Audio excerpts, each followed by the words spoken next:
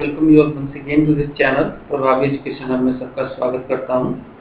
और इस वीडियो में अगेन हम लोग एक नया चैप्टर शुरू करने वाले हैं, kingdoms, king and early Republic. Kingdoms, Kings and early Republic, ये आवर पास्ट जो बुक है एनसीईआरटी 6th स्टैंडर्ड की, उसको मैं कवर करा रहा हूँ। मैं बेसिकली यहाँ पे एंशिएंट हिस्ट्री को पहले कवर करा दूंगा, और ये सारी वीडियोस आपको सिविल सर्विसेज की तैयारी अगर आप करते हो तो उसके लिए है, ठीक है। सिविल सर्विसेज आप किसी भी कंपटीशन की तैयारी कर रहे हो जहाँ पे ये सारी चीज़ें पूछी जाती हैं, तो डेफिनेटली आपको 100% बहुत ज़्यादा बेनिफिट होने वाला है, बिकॉज काफ़ी एफर्ट डाल के मैं आपको वो चीज़ दे रहा हूँ जिसको करने में आपको बहुत ज़्यादा टाइम लग जाएगा, ठीक है। थॉरो नॉलेज दूंगा मैं आपको, ठीक है। एक भी पॉइंट इसमें से छूटेगा नहीं। जो नॉलेज आपको मिलना चाहिए एग्जैक्टली वही मिलेगा, और बहुत ही अच्छे तरीके से मिलेगा ताकि आपको समझ में आ जाए, ठीक है। तो इससे पहले कि शुरू करूं, आपको बता दूं कि चैनल पर नए हो तो सब्सक्राइब जरूर कर लेना, बेल आइकन को भी प्रेस कर लेना। इसके अलावा भी कुछ बातें और हैं, जैसे कि इंडियन पॉलिटी की एक सीरीज है लक्ष्मीकांत के बेस पे, वो सीरीज मेरे इस चैनल पे अपलोडेड है, देख सकते हो आप। पीडीएफ भी अवेलेबल है, नोट के तौर पे आप पीडीएफ ले सकते हो, ठीक है। और ये अगर आप खाली इंडियन पॉलिटी कवर करना चाहो तो 5 से 7 दिन में आप आसानी से वीडियो के थ्रू कर सकते हो, ठीक है। एंड इंडियन इकोनॉमी की भी एक सीरीज है जिसे आप 5 दिन में कवर कर सकते हो, ठीक है, उसका भी पीडीएफ है। एंड ये सीरीज जो है लक्ष्मीकांत के बुक की बेसिस पे है। इसके अलावा एक India struggle for independence, Bipin Chandra का इंडिया स्ट्रगल फॉर इंडिपेंडेंस भी मैंने अपलोड किया हुआ एक सीरीज में है, सिक्वेंशियल वे में, आपको वो भी मिल जाएगा। इसका भी पीडीएफ अवेलेबल है, इसको भी आप चाहो तो 5 से 7 दिन के अंदर कवर कर सकते हो, ठीक है। एंड अगर आप तीनों का एक सीरीज देखना चाहते हो एक साथ, तो एक सीरीज इन तीनों का भी है जिसका कंप्लीट पीडीएफ भी मैंने दिया हुआ है। तो अगर आप इन सारे सब्जेक्ट्स को पढ़ना चाहते हो, जल्दी पढ़ना चाहते हो, अगर इनफैक्ट मैं बात करूँ इन तीनों की, इंडियन पॉलिटी, इंडियन इकोनॉमी और इंडिया स्ट्रगल फॉर इंडिपेंडेंस जो कि बिपिन चंद्रा की है, इन तीनों का 20 दिन का प्लान मैंने ऑलरेडी अपलोड किया हुआ है, और फर्स्ट वीडियो ही है स्ट्रैटेजी कैसे 20 दिनों में कवर कर सकते हो, ठीक है। चलिए ज़्यादा बातें नहीं करेंगे, अब बातें बहुत हो गई, टाइम भी जरूरी है कवर करना, ठीक है, मिनिमाइज करना टाइम वेस्टेज को, ठीक है। तो शुरू करते हैं। तो देखिए यहाँ पहला पॉइंट है इलेक्शन डे। क्योंकि मैंने हर वीडियो में बताया है कि ये जो बुक है इसमें एक बैकग्राउंड, एक भूमिका बना के शुरू किया जाता है चैप्टर को। तो इस पार्टिकुलर जो चैप्टर में भूमिका बनाई गई है, उसके भूमिका का जो मेन किरदार है उसका नाम है संकरन। संकरन एक बच्चा है जो कि सुबह उठता है, देखता है कि उसके ग्रैंड पेरेंट्स जो हैं वो सारे तैयार हो रहे हैं वोट देने जाने के लिए। वोटिंग डे है उस दिन देखता है कि उसके ग्रैंड पेरेंट्स जो हैं वो तैयार हो रहे हैं वोट देने जाने के लिए। संकरन देखता है उनको, ठीक है। तो संकरन उनसे पूछता है कहाँ जा रहा, तो वो कहते हैं कि अरे यार, अच्छा, मतलब बहुत हरी में उनके जो दादाजी हैं वो बोलते हैं we can choose our own rulers today, इसलिए हम वोट करने जा रहे हैं। तो ये भूमिका है। तो इससे बेसिकली रूलर्स कैसे चूज किए जाते थे एंशिएंट इंडिया में, उसको कोरिलेट करने के लिए प्रेजेंट डे से बच्चों को समझाने के लिए दिया गया है। एनीवे, अब हम जानेंगे पुराने समय में कैसे किंगडम्स हुआ करते थे, किंग कैसे चुने जाते थे, अर्ली रिपब्लिक कौन सी थी, है ना। इन सब बातों को हम लोग जानते हैं एक एक करके, ठीक है। चलिए आगे बढ़ते हैं। नेक्स्ट पॉइंट है how some men became rulers. अब हम बात करेंगे एंशिएंट इंडिया में, एंशिएंट टाइम में कैसे लोग जो है, आदमी जो है रूलर बनते थे कैसे। तो सम ऑफ द राजा, जो कुछ राजा ऐसे थे जो कि जना के द्वारा, आप पिछले वीडियो में मैंने बताया था कि जना लोगों को कहा जाता था, जन के द्वारा चुने जाते थे कुछ राजा जो कि सैक्रिफाइसेस करते थे, काफी बृहद तौर पे सैक्रिफाइस करते थे, अश्वमेध यज्ञ वगैरह करते थे, उनको चुना जाता था जन के द्वारा। तो कुछ राजा जो ऐसे थे जो जन के द्वारा चुने जाते थे, कुछ राजा ऐसे भी थे जो अश्वमेध यज्ञ करके चुने जाते थे। देखो दो बातें, कुछ राजा ऐसे थे जिनको खुद जनता चुन लेती थी राजा, तो वो रूलर बन जाते थे। कुछ ऐसे थे जिनको बहुत मेहनत करना पड़ता था, यज्ञ वगैरह, अश्वमेध यज्ञ वगैरह कराना पड़ता था। बट अराउंड, देखो वही पॉइंट मैं अभी बताने जा रहा हूँ, बट अराउंड 3000 साल पहले, आज से 3000 साल पहले, मतलब अभी अगर 2020 है तो इसमें से 3 घटा दो, लगभग 1000 मान लो, चलो 20 हटा देते हैं, ठीक है। 1000 साल बीसी पहले, 1000 साल BC, या फिर अभी से कर सकते हो 3000 साल पहले एक चेंज देखा गया जब सोसाइटी में जो राजा थे उस समय के, वो राजा परफॉर्म करते थे बड़े बड़े सैक्रिफाइसेस। अब सैक्रिफाइसेस क्या है मैं आपको समझा देता हूँ, अगले पॉइंट में वही आपको मिलेगा। सैक्रिफाइसेस का तरीका कैसे हुआ करता था वो देखो। अश्वमेध यज्ञ हुआ करता था, अश्वमेध यज्ञ हुआ करता था, या फिर इसको इंग्लिश में हॉर्स सैक्रिफाइस भी कहते थे, ठीक है, हॉर्स सैक्रिफाइस भी कहते थे। इसमें क्या होता था, एक घोड़े को छोड़ दिया जाता था गार्डेड बाई राजा में। एक घोड़ा होता था, मान लो एक घोड़ा है, ठीक है, चलो रफली मैं घोड़ा बना देता हूँ, ठीक है, एक घोड़ा है, इसके साथ राजा के कुछ मैन होते थे, ठीक है, और इस घोड़े को छोड़ दिया जाता था फ्रीली कि जाओ घूमो। ये घोड़ा जो है, ये घोड़ा कई जगह जाता था, कई दूसरे राजाओं के एरिया में भी घुस जाता था, और उस राजा दूसरे एरिया के राजा के अगर एरिया में घुसा, अगर उस राजा ने उसको रोका नहीं तो माना जाता था कि उस राजा ने, जो पार्टिकुलर राजा जिसने छोड़ा है इस घोड़े को, उसका वो सुजेनिटी मान लेगा, उसको मान लेगा कि भाई तू ही बड़ा है और तेरे लिए हम गिफ्ट लाएंगे, ठीक है। तो कहने का मतलब है ये राजा को छोड़ दिया जाता है, ये घोड़ा को छोड़ दिया जाता था। घोड़ा एक कोई मान लो राजा ऐसा है जो बड़ा यज्ञ कर रहा है, अश्वमेध यज्ञ, वो क्या करता था, इस घोड़े को छोड़ देता था कि जाओ घूमो। जहाँ भी जाता था ये, और उसको अगर किसी ने रोक दिया, इसका मतलब वो उस राजा को, जिसने भी रोका, उस राजा के एरिया में पर्टिकुलर उसको लड़ना पड़ेगा, पर्टिकुलर इस राजा से जिसने इसको छोड़ा है, ठीक है। तो यहाँ पे देखो, it wandered into the kingdoms of other raja also, they had to stop it. अगर उन्हें अगर रोकना है इसको तो रोकेंगे, रोका अगर तो लड़ाई लड़नी पड़ेगी, ठीक है।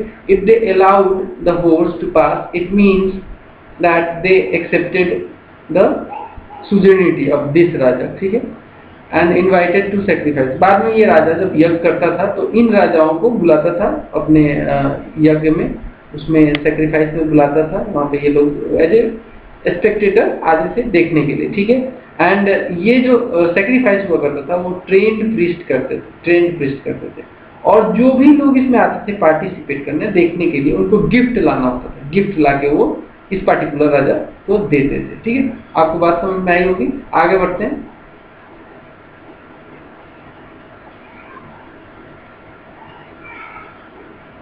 देखो राजा जो था उस समय का राजा जो हुआ करता था, he was the central figure in these rituals. तो ये जो अश्वमेध या फिर हॉर्स सैक्रिफाइस जो होता था, उसमें ये जो राजा कराता था वो उसका सेंट्रल फिगर हुआ करता था। उसके लिए एक स्पेशल सीट रखते थे, एक थ्रोन, वो जो कि टाइगर की स्किन का थ्रोन, उस पर मतलब चढ़ाया हुआ एक गद्दी पे टाइगर के स्किन का वो कवर चढ़ाया हुआ, उस पर बैठता था वो। उसका जो चैरिटियर था, मतलब कि जो रथ को चलाने वाला बंदा, वो जो राजा का चैरिटियर था, जो रथ को चलाता था, वो बेसिकली उसके लिए चैंटिंग करता था, उसकी मतलब ग्लोरी की कहानी वो पढ़ता था, ठीक है। ऐसा मतलब कुछ फिगर आप दिमाग में पैदा करो कि एक राजा बैठा है एक गद्दी पे, जो कि वो गद्दी पे टाइगर के खाल की कवर चढ़ी हुई है, और उसका जो यज्ञ, उसका जो रथ चलाने वाला बंदा है, जिसको चैरिटियर कहते हैं, वो उसकी बैटल की कहानी सुना रहा है, ठीक है। एंड रिलेटिव्स जो होते थे राजा के, जैसे कि उसका सन हो गया, उसकी वाइफ हो गई, उनको भी छोटे मोटे रिचुअल करने पड़ते थे, ये नियम था, ठीक है। एंड जो प्रिस्ट हुआ करता था, वो प्रिस्ट स्प्रिंकल करता था सैक्रेड वाटर ऑन द राजा के ऊपर, सैक्रेड वाटर, गंगा जल टाइप का सैक्रेड वाटर इनके ऊपर छिड़का जाता है। ये सब चीजें आज भी होती है कहीं ना कहीं, ठीक है। बट यही है कि राजा नहीं होते हैं, बस लोग कराते, ठीक है।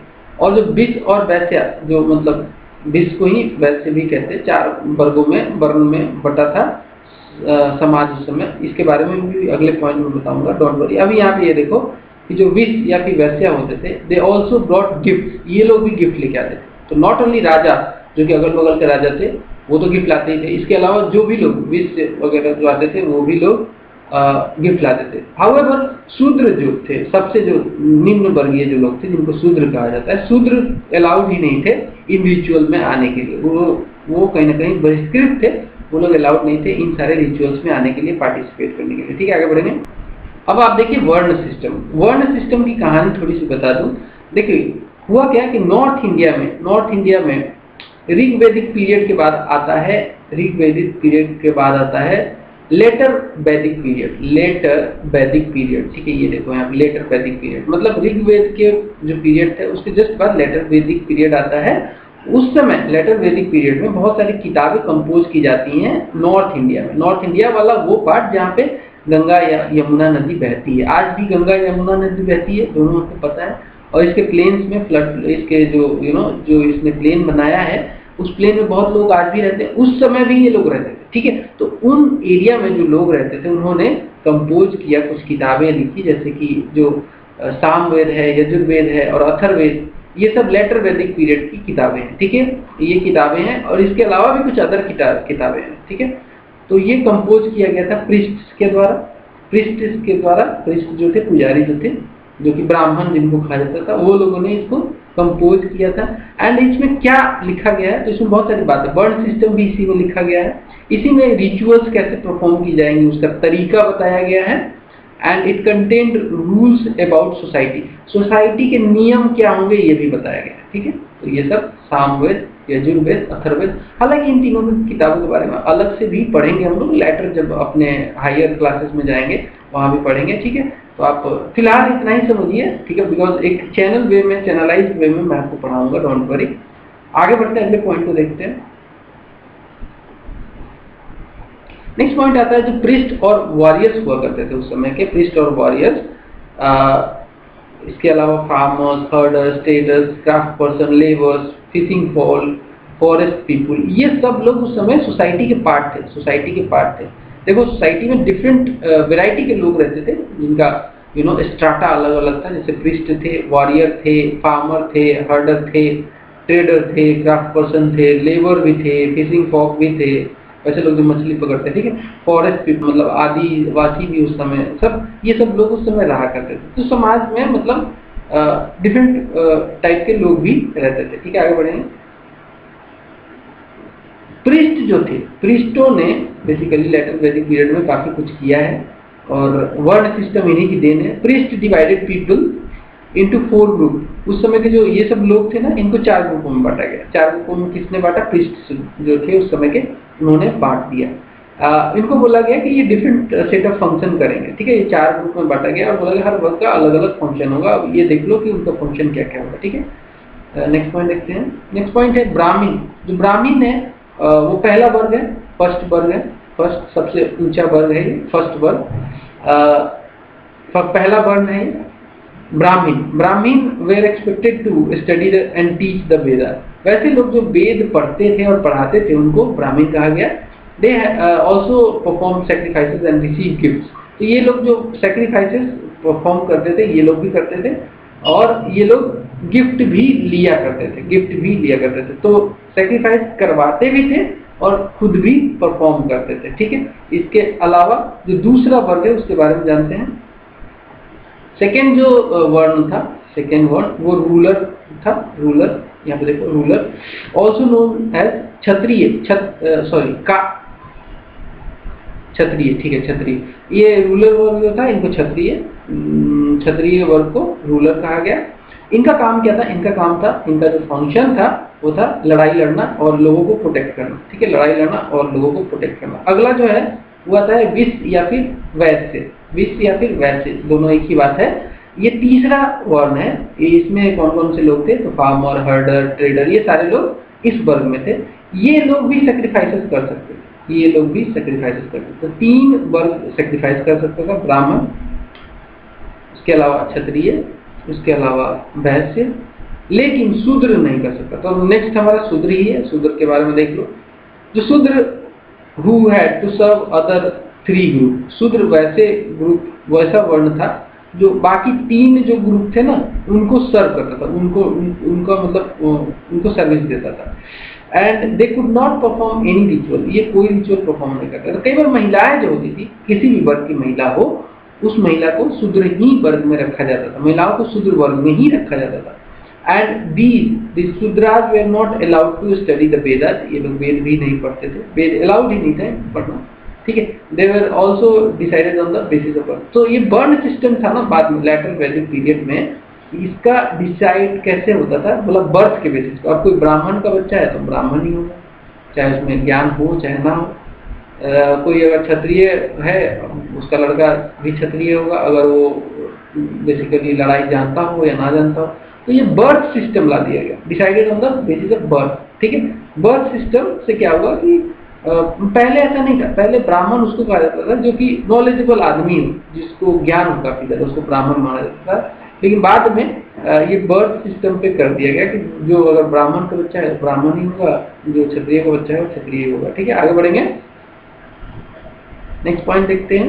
नेक्स्ट पॉइंट है हमारा लेटर। बाद में जो शूद्रा थे, देवर क्लासिफाइड, प्रीस्ट ने बेसिकली, जो प्रीस्ट थे ना, उन्होंने क्लासिफाई कर दिया इन पीपल को, इन शूद्रा को, इनमें से कुछ लोगों को बोला कि ये अनटचेबल है। तो अनटचेबल कौन से लोग हुए? कुछ क्राफ्ट पर्सन, कुछ हंटर और गैदरर्स, और कुछ ऐसे लोग जो ब्यूरियल कराने में मदद करते थे, क्रीमेशन कराने में मदद करते थे, उनको बोला कि ये लोग अब अनटचेबल। अनटचेबिलिटी हमारे भारत में तो बहुत देर तक रही, ठीक है, आपको पता ही है। बाद में जब संविधान बना तो आर्टिकल 17 ने उसको एबोलिश किया है अनटचेबिलिटी को। अनटचेबल्स ये लोग थे, देखो, क्राफ्ट पर्सन, हंटर्स, गैदरर्स, या फिर ऐसे लोग जो ब्यूरियल या फिर क्रीमेशन करा रहे थे। तो ये कहीं ना कहीं अनटचेबिलिटी का जो रूट है वो हमारे प्राचीन समय से, ठीक है, प्राचीन समय से, ठीक है। एंड इनका माना जाता था कि इनका जो कांटेक्ट होता है तो इन ग्रुप से जो कांटेक्ट करता है वो पॉल्यूट हो जाता है, वो मतलब वो पॉल्यूटिंग है, इनका कांटेक्ट जो है पॉल्यूटिंग होता है, ठीक है। Many people did not accept the system of varna, बहुत सारे लोगों ने इस सब सिस्टम को एक्सेप्ट नहीं किया। कईयों ने कई सारे लॉजिक दिए, किसी ने कहा कि ब्राह्मण कौन होता है डिसाइड करने वाला, ठीक है, और ये ऑक्यूपेशन के बेसिस पे क्यों है, बर्थ के बेसिस पे क्यों है, ठीक है। ऐसा नहीं होना चाहिए, कोई भी बंदा ब्राह्मण बने, कोई भी वो करे। और इसको विरोध करने वाले में बहुत लोग थे, गौतम बुद्धा भी विरोध करते थे इन सारे सिस्टम का, ठीक है। ये जो रिजिडनेस आ गया ना बाद में लेटर वैदिक पीरियड में कि भाई इतना समाज को वर्णों में बांट दिया, ये वो कर दिया, इससे काफी इनइक्वालिटी आ गई जो कि बुद्धा जैसे लोगों को पसंद नहीं थी, ठीक है। एनीवे आगे बढ़ते हैं।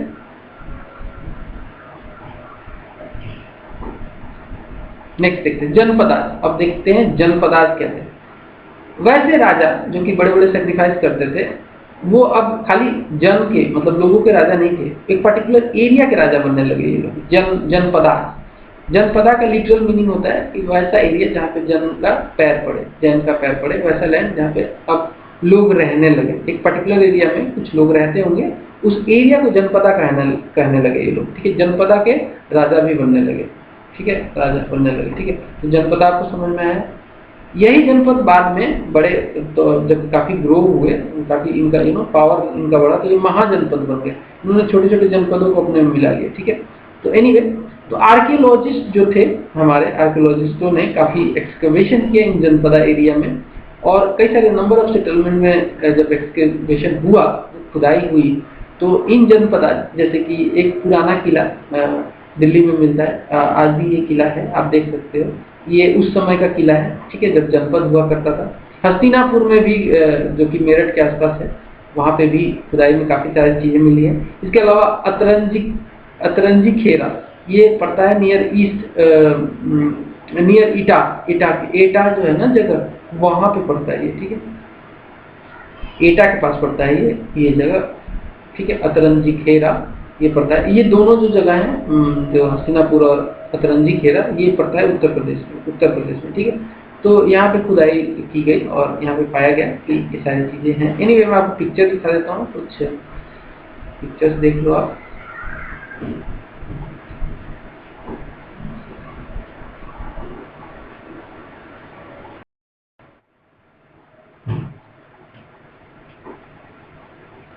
पिक्चर मैं आपको दिखाता हूँ,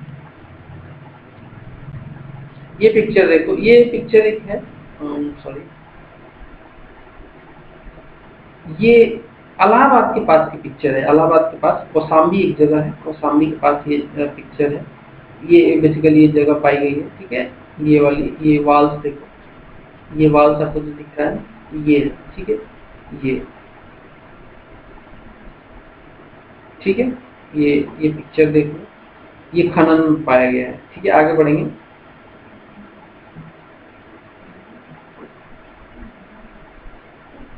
ठीक है, तो इसके बाद क्या हुआ, है ना, हट्स देखे गए, हट्स में लोग रहते थे उस समय, ठीक है। They also kept cattle as well as other animals, कुछ और भी एनिमल्स उन्होंने रखा था।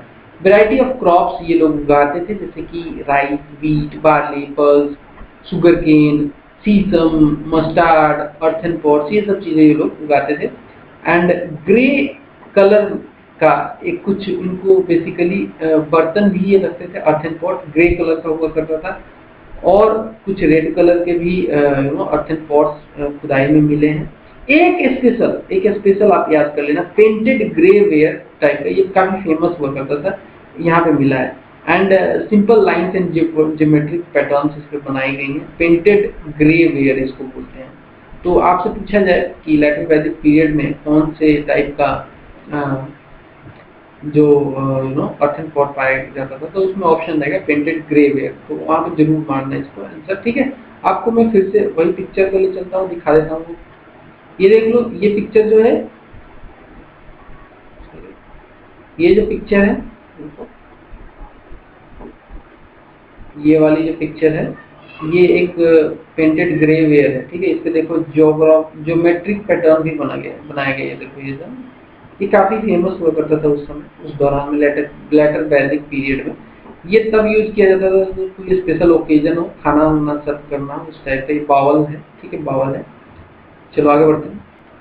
तो हुआ क्या कि अचानक मतलब लगभग अभी से 2500 साल पहले कुछ जनपद बहुत ज्यादा इम्पोर्टेंट हो गए, पावरफुल हो गए, जो कि जिन्होंने आसपास के छोटे छोटे जनपदों को अपने खुद में मिलाना शुरू कर दिया, मतलब एक्सपेंशन होना शुरू हो गया इन जनपदा का। इन्हें कहा गया महाजनपद, ठीक है।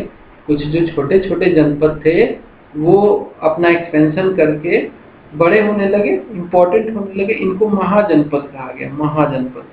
तो महाजनपद कई सारे हैं, वो आपको आगे चल के पढ़ने को मिलेगा। फिलहाल हम 2 के बारे में डिस्कस करेंगे। एनीवे, पहले जान लो महाजनपद में क्या खास बात होती थी। तो महाजनपद में जनरली एक कैपिटल सिटी हुआ करता था, जो कि फोर्टिफाइड हुआ करता था। मतलब कि मान लो एक कैपिटल सिटी है ना, तो इसके चारों तरफ ऊंची ऊंची दीवारें बनाई जाती थी, किलेबंदी, फोर्टिफिकेशन जो कहते हैं ना, किलेबंदी की जाती थी, ठीक है। फोर्टिफाइड हुआ करता था, इसके चारों तरफ किले बना दिए जाते। क्यों? ताकि मतलब लोग डरे नहीं, लोगों पे दूसरे किंग अटैक ना करें, इसके लिए, सेफ्टी के लिए बनाया जाता था। कई किले इसलिए भी बनाए जाते थे ताकि किंग चाहता था कि मैं अपना पावर दिखाऊं, तो पावर शो करने का भी तरीका था किलेबंदी वाला जो था। और एक और रीजन था किले बनाने का, लैंड एंड पीपल जो थे उन पे बेसिकली कंट्रोल किया जा सके। इस पर्टिकुलर एरिया में जो लैंड होगा, लोग रह रहे होंगे, अगर किलेबंदी होगी तो उन पे कंट्रोल भी होगा, बड़ी आसानी से होगा, है ना। And they began maintaining armies also. तो अब जो राजा बनने लगे ना, ऋग वैदिक पीरियड में जो राजा थे, मैंने क्या बोला था आपको कि वो आर्मी जनरली नहीं रखते थे, लेकिन अब के लेटर वैदिक पीरियड के जो राजा थे उन्होंने धीरे धीरे अपना आर्मी रखना शुरू कर दिया। They had regular salaries also, salaries दिया करते थे इनको, आर्मी वालों को। कई जगह पे कई बार इनको पंच मार्क पॉइंट्स भी दिया जाता है। पंच मार्क पॉइंट्स आपको आगे पिक्चर में देखने को मिलेगा जब आप फर्दर क्लासेस में जाओगे। ये बेसिकली कॉइन्स की तरह हुआ करते थे, ठीक है। इनपे पंच किया जाता था और ये बेसिकली सैलरी के तौर पे इनको दिया जाता था। आगे बढ़ते हैं। अब देखो, इतना सारा खर्च हो रहा है, फोर्टिफाई करते थे अपने पूरे उस कैपिटल सिटी को, तो उसके लिए पैसा तो चाहिए। रेगुलर आर्मी रखना है तो उसके लिए भी पैसा चाहिए। अब क्या है, टैक्सेस लेना बहुत जरूरी हो गया था। तो टैक्सेस इन राजाओं का एक बहुत ही इंपॉर्टेंट रिसोर्स कलेक्शन का जरिया बना। रेगुलर टैक्स ये लिया करते थे, जैसे कई सारी चीजों पर टैक्स लिया जाता था, जैसे टैक्स ऑन क्रॉप्स, जो भी क्रॉप, जो मान लो कोई भी मतलब फसल उगाई जा रही है, तो उसका 1/6 भाग उस पर्टिकुलर किसान को देना पड़ता था राजा को, ठीक है। And taxes on craft person, तो क्राफ्ट पर्सन से कैसे टैक्स लिया जाता? मान लो कोई कारीगर है तो उससे उसका लेबर लिया जाता था। मान लो कोई कारीगर है, उसको बोला जाता ठीक है आप एक दिन आके महल में काम कर लेना, ठीक है। ऐसे इनसे टैक्स लिया जाता था। हर्डर्स से क्या किया जाता था? जो झुंड में जो गड़ेरी वाले होते थे, जो एनिमल्स को चराते थे, तो उनसे बोला जाता है ठीक है आप एनिमल्स दे दो, एनिमल के प्रोड्यूस दे दो, उनका दूध, मीट वगैरह जो भी है वो दे दो। टैक्सेस ऑन गुड्स, जो ट्रेड हुआ करता था, गुड्स का जो सेल परचेज हुआ करता था उस पर भी टैक्स लिया जाता था, तो ट्रेड पे भी चार्जेस लगने लगे टैक्सेस, ठीक है। हंटर्स एंड गैदरर्स जो फॉरेस्ट के प्रोड्यूस इकट्ठा करते थे उनको वो प्रोड्यूस कर थोड़ा मोड़ा भाग राजा को देना पड़ता था, ये सब टैक्स के तौर पे, ठीक है। आगे बढ़ते हैं। चेंजेस भी देखे गए एग्रीकल्चर में। एग्रीकल्चर में बेसिकली दो बड़े चेंजेस देखे गए, क्या क्या? यूज ऑफ आयरन प्लोसेयर्स, मतलब जो हल है ना, हल लकड़ी का उसका हैंडल बना होगा और उसमें एक आयरन का हल लगा रहेगा, ठीक है, जोतने के लिए। हल तो सभी ने देखा होगा, ही हो आज भी हल दिख जाते हैं कहीं कहीं, बहुत कम है हालांकि, लेकिन देखने को मिल जाएगा। तो इसी दौरान में ये चेंज देखा गया, लेटर वैदिक पीरियड में ही एग्रीकल्चर में दो चेंज देखे गए। आयरन का प्लोसेयर, ठीक है, जो जिसको हल कहते हैं, वो बेसिकली किस लिए? ताकि जुताई वताई की जा सके खेत की, ठीक है। और दूसरा बड़ा change, transplanting system of paddy शुरू हो गया। पहले क्या होता था, ये लोग धान की मतलब बीज गिरा देते थे जगह जगह, तो एक एक जगह धान उगता था, है ना। इससे क्या होता था कि ये सर्वाइवल रेट इनका कम होता था, ठीक है।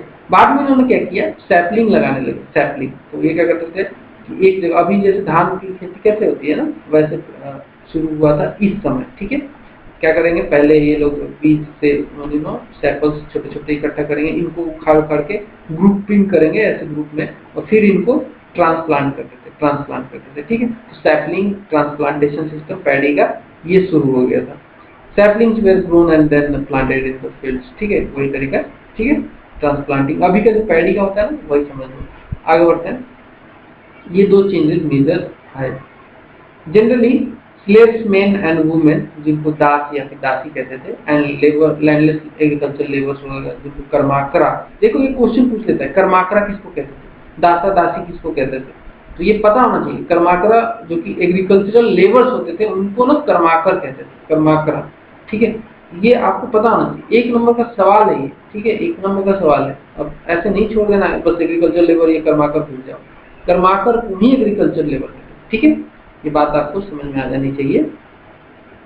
देखो मैं जहां जहां आपसे कहा किस तरीके से क्वेश्चन पूछा जा सकता है वो भी बताता चलूंगा, ठीक है। तो ये लोग काम करते थे, ये बिकॉज ये transplanting of paddy was very difficult job, it was back breaking job, जिसमें मतलब कमर टूट जाती थी लोगों की, है ना। इतना आज भी देख लेना, ये काम बहुत आसान नहीं है, बहुत मुश्किल है ना। तो ये ऐसे लोग किया करते थे, जो स्लेव थे, वुमेन मेन, या फिर जो कर्माकर थे, ये सब ये लोग काम किया करते थे। आगे बढ़ेंगे। एक क्लोजर लुक एट मगध। अब मगध के बारे में थोड़ा क्लोजर लुक, मतलब थोड़ा डिटेल में देखते हैं। मोस्ट इंपोर्टेंट महाजनपद ये बना बाद में, मगध जो था इन सारे जनपद में सबसे इंपॉर्टेंट जनपद बना। इसके कई सारे कारण थे, ठीक है। इसमें सबसे बड़ा कारण था रिवर्स। ये जो मगध महाजनपद बना ना, इसका खास बात ये था कि ये रिवर्स के बिल्कुल बैंक पे था। गंगा, सोन मगध के को ड्रेन करती। मगध ऐसा एक, ये मान लो मगध है ना, एक तरफ गंगा, एक तरफ सोन, और भी नदियां, घग्गर और एक और नदी, बेसिकली 4 नदियों के संगम पे है ये, ठीक है, मगध। आपको आगे चल के पढ़ने को मिलेगा। तो रिवर इसका रिसोर्स बना, मेन रिसोर्स इसका रिवर बना, ठीक है। इसके अलावा अब देखो वहीं पे लोग बसते हैं जहाँ पे रिवर होता है, ठीक है। आज की डेट में गंगा और यमुना के किनारे कितने डेंस पॉपुलेशन आपको पता है। राजस्थान में पॉपुलेशन कम क्यों है, बिकॉज वहाँ पे पानी है ही, है ना। तो ये रीजन है। इसके अलावा फॉरेस्टेड एरिया काफी इस रीजन में पड़ता है, फॉरेस्ट एरिया पड़ता है, जिससे क्या होता है कि बहुत सारे फायदे होते हैं, ठीक है। जैसे कि एलिफेंट मिल जाना, वुड मिल जाना आसानी से, ताकि बिल्डिंग हाउस वगैरह बनाया जाए। और उस दौरान के जो हाउसेज बनती थी, मैक्सिमम बिल्डिंग्स जो बनते थे उस समय वो वुड के ही बनते थे। इसके अलावा जो चैरियट, कार्ट, ये सब बनाने के लिए भी वुड लकड़ी की, जो चैरियट मतलब समझ ही रहे हो, जो युद्ध लड़ने के लिए जो बेसिकली चैरियट होता है, वो उसकी बात कर रहा हूँ मैं। यहाँ पे जो कार्ट एक इस तरीके का, जिसमें आप पहिया लगा दो, ऐसे कार्ट होता है ना, वो कार्ट बनाने के लिए भी लोहे की जरूरत पड़ती है। इसके अलावा आयरन ओर माइंस भी बहुत सारे इस एरिया में फैला हुआ था। तो ये सब रीजन था जिससे मगध काफी इंपॉर्टेंट महाजनपद बना, ठीक है। आगे बढ़ेंगे। Two very powerful rulers lived in ruled in Magध, Bimbisara और अजातशत्रु। बिंबिसार और अजातशत्रु ये दो ऐसे शासक थे जो काफी पावरफुल थे और इन्होंने मगध को बहुत ही ऊंचाइयों तक पहुंचाया।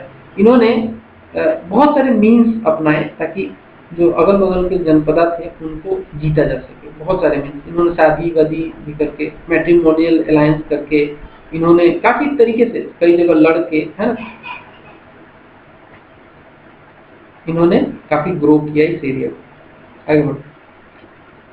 इसके अलावा इस एरिया में मगध में शासन करने वाला महापद्म नंद भी बहुत इंपॉर्टेंट है। ये बहुत इंपॉर्टेंट व्यक्ति था। इन्होंने जो अपनी एरिया थी उसका एक्सपेंशन किया। He basically expanded his area towards north west part of subcontinent also.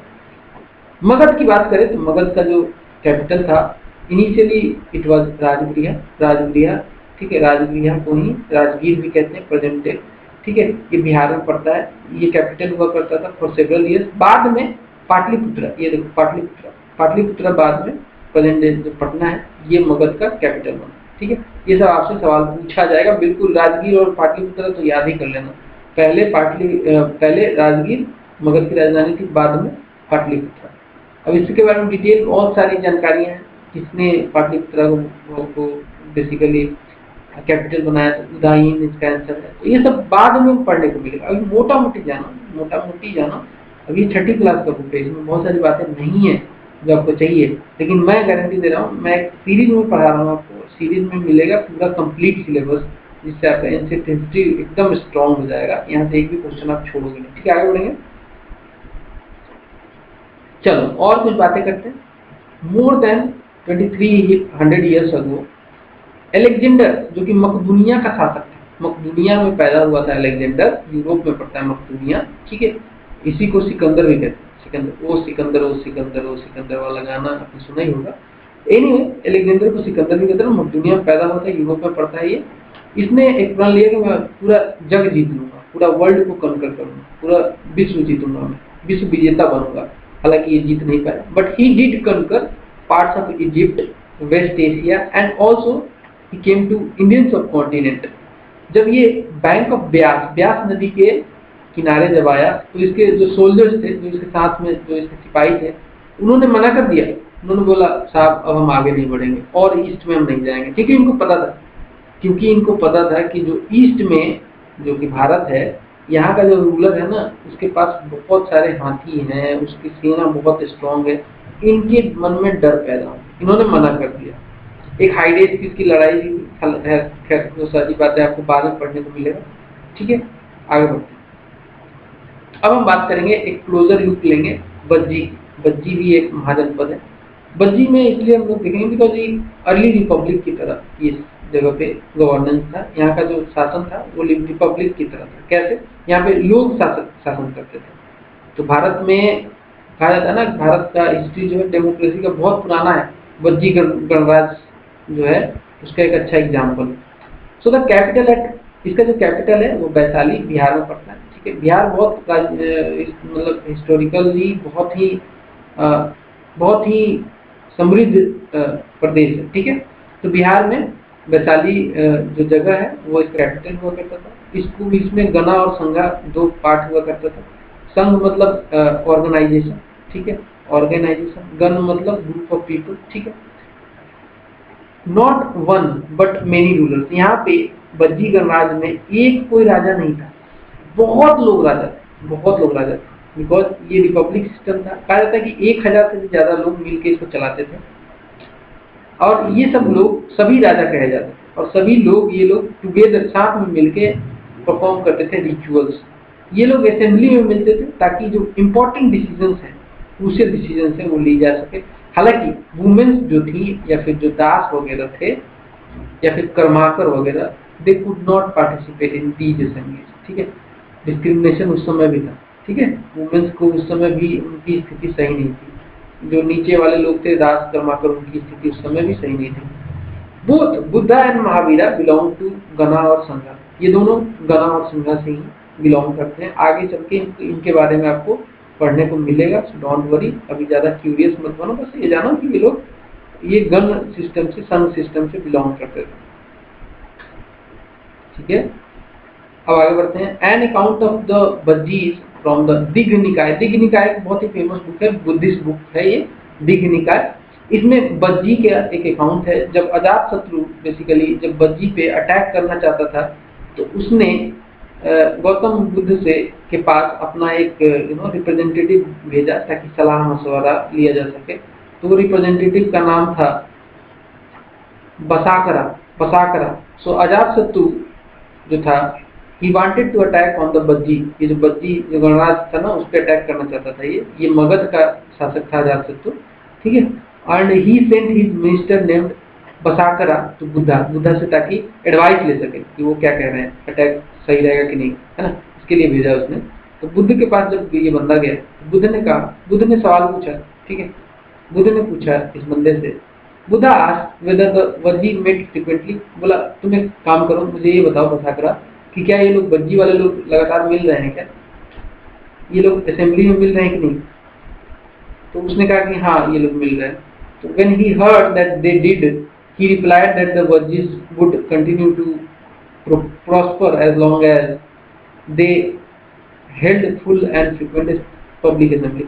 तो बुद्धा ने कहा कि देखो अगर वो मिल रहे हैं तो उन्हें हराना आसान नहीं है, ठीक है, वो लोग लगातार ग्रो करेंगे until कि उनका जो पब्लिक असेंबली है वो टूटे ना। अगर वो लगातार पब्लिक असेंबली में मिल रहे हैं तो उनको हराना मुश्किल है।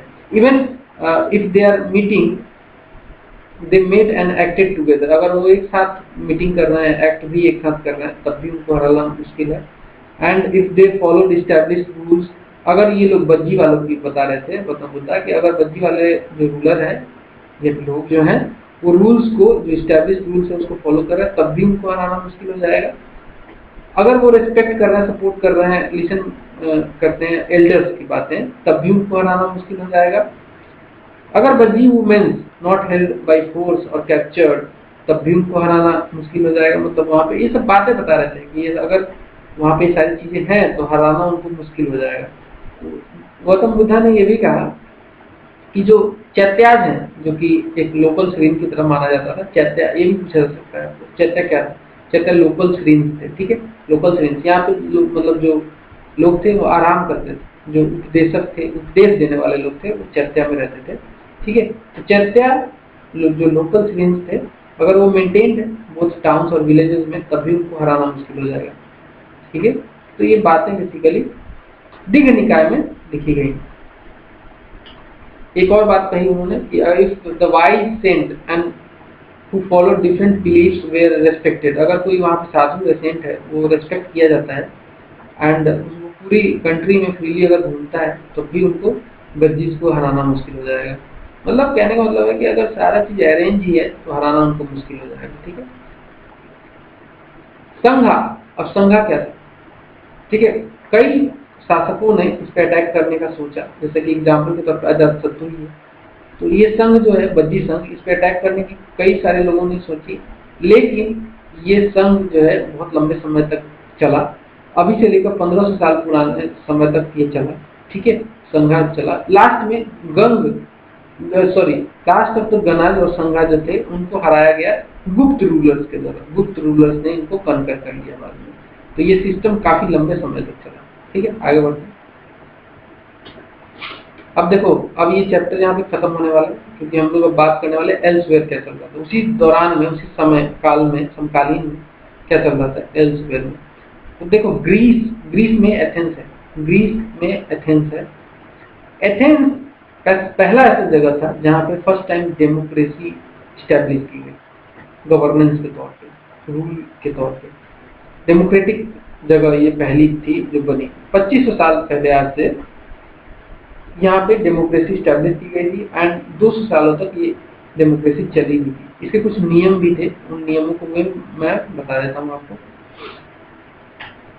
डेमोक्रेसी का जो रूल था उसमें था कि जितने भी फ्री मैन थे जिनका एज 30 से ऊपर था उनको रिकॉग्नाइज किया गया फुल सिटीजन की तरह उनको कहा गया, ठीक है।